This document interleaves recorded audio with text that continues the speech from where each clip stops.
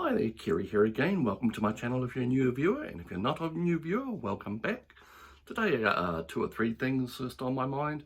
I wanted to basically wrap up Piranesi, Susanna Clarke's novel that came out last year.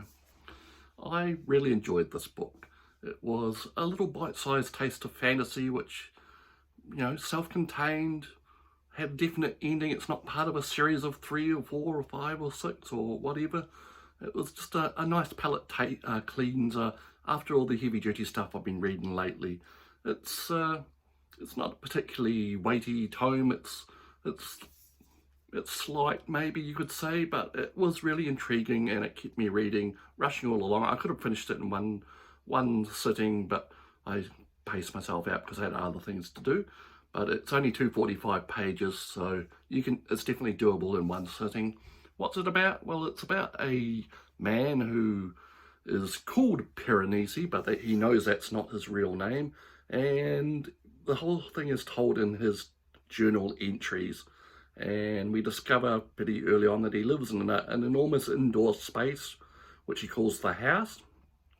And the rooms in this house he calls halls, and they're massive, huge complex, like a maze, and he's mapped out a certain part of it, he's explored a certain part of it, and in every hall in this complex there are massive statues of various sizes, of various things, classical type statues showing gods and people and animals, what have you.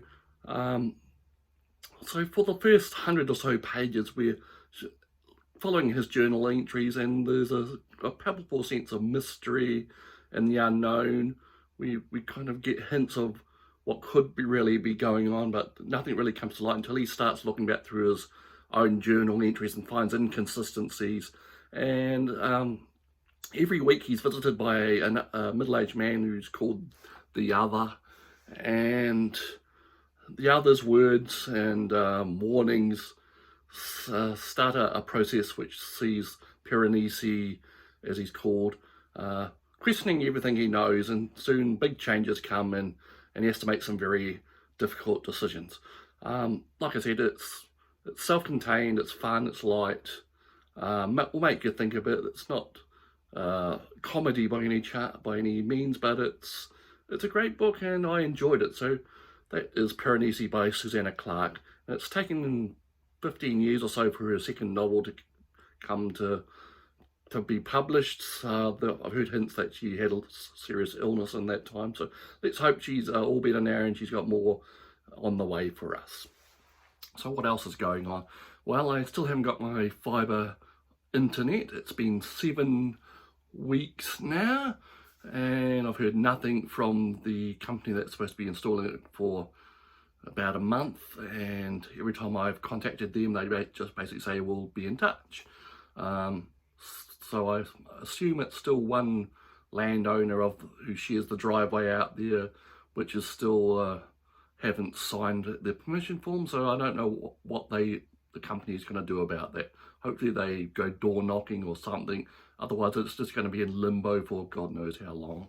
And it's really annoying me because I've got large amounts of uploads that need to be made for graphic image backups and what have you, and I was putting it all off, waiting for the fibre, and that hasn't occurred. So what else am I reading? I've been ducking in and out of Steve Bronius's Smoking in Antarctica. I've read about the first 3 or 4 pieces. It's enjoyable as I remembered his work from other books of his I've read. He doesn't have too much deep and meaningful things to say, but he does make you think and make you chuckle along the way.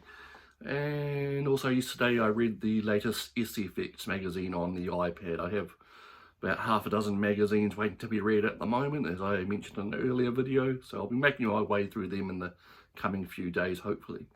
So that's all. So I hope you're having a great day, and we'll see you again soon.